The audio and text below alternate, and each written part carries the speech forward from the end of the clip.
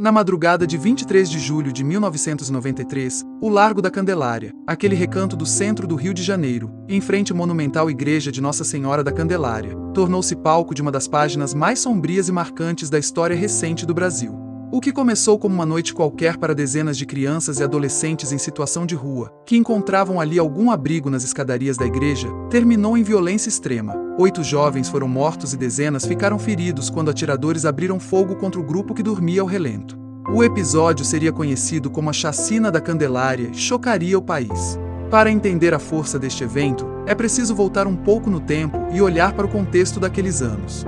No começo da década de 1990, o Rio vivia uma combinação letal de crise social, juventude marginalizada e falhas nas políticas públicas. Havia um grande contingente de meninos e meninas que haviam fugido de lares violentos, famílias destruídas, pobreza extrema. Muitos acabavam vivendo nas ruas, pedindo, catando e dormindo onde pudessem. As escadarias e o entorno da Candelária eram um desses pontos de encontro, perto do centro, de serviços e da visibilidade pública, mas também expostos aos riscos da violência urbana.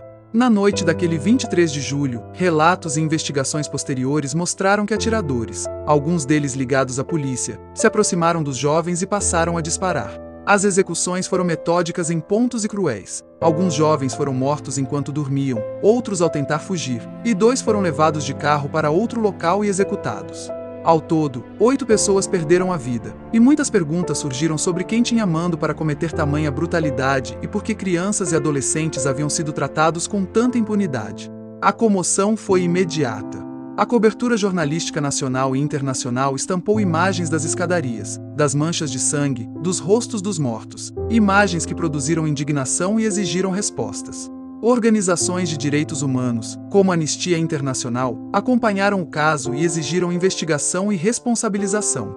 Nas ruas e nas instituições, cresceu a pressão por justiça. A tragédia tornou-se símbolo das violências cometidas contra pessoas em situação de rua e da atuação truculenta de setores policiais que, à época, agiam com baixa fiscalização. As investigações e processos judiciais que se seguiram foram complexos e demorados. Ao longo dos anos, houve indiciamentos, julgamentos e apelos. Policiais militares e um ex-policial foram acusados e, em algumas instâncias, condenados. As penas somadas ultrapassaram centenas de anos no total, ainda que a execução efetiva dessas penas e a sensação de justiça plena tenham sido questionadas por ativistas e familiares das vítimas. O caso tornou-se também objeto de inquéritos que apontaram conexões entre milícias, policiais e grupos criminosos, evidenciando o entrelaçamento perigoso entre violência institucional e crime organizado. Ao longo das décadas, a Candelária deixou de ser apenas um marco arquitetônico do Rio para carregar uma memória pública dolorosa. Memoriais improvisados, reportagens especiais, livros e entrevistas tentaram reconstruir vidas, nomes e rostos daqueles jovens que, antes de serem reduzidos a estatísticas, existiram com histórias próprias. Sobreviventes e testemunhas deram depoimentos que ajudaram a montar o retrato do que aconteceu, mesmo diante de tentativas de encobrimento e da dificuldade de produzir provas num cenário de violência policial.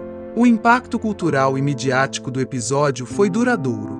Programas de TV, documentários e reportagens de revistas revisitavam o caso sempre que surgiam novas decisões judiciais ou quando aniversários marcavam as décadas desde o crime.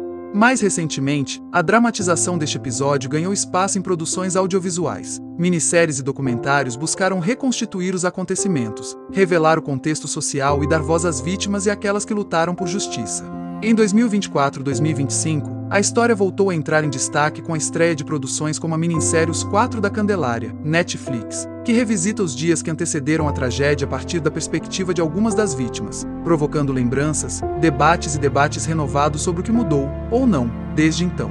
Cinematografia e reportagens tentam traduzir algo que resiste a qualquer simplificação. O que foi um episódio de violência tornou-se símbolo das lacunas do Estado em proteger os mais vulneráveis. Alguns filmes e documentários não apenas reconstroem os fatos, mas devolvem humanidade aos nomes, uma prática importante porque, historicamente, meninos de rua foram invisibilizados. Essas obras ganharam atenção tanto por seu valor jornalístico quanto por sua responsabilidade social, lembrar para cobrar e investigar para transformar. Sobre as pessoas envolvidas, além das vítimas, cujos nomes e histórias merecem ser narrados com respeito, as investigações apontaram para a participação de policiais militares e de pessoas ligadas a corporações que, por crimes de execução ou cumplicidade, foram responsabilizadas em diferentes graus ao longo do tempo. Familiares das vítimas, advogados, organizações de direitos humanos e jornalistas investigativos desempenharam papéis cruciais para que o caso não caísse no esquecimento. A memória preservada por esses atores é, em grande parte, o que manteve acesa a demanda por justiça. O fim do texto não é um ponto final, é uma convocação.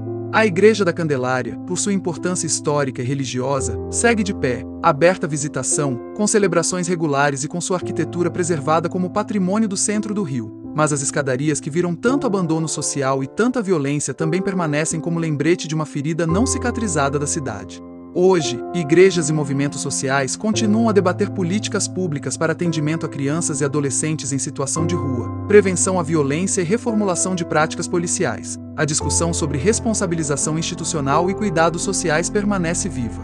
Se a igreja mantém suas portas abertas, isso só acentua o contraste entre fé, memória e as marcas do passado que ainda exigem reparação.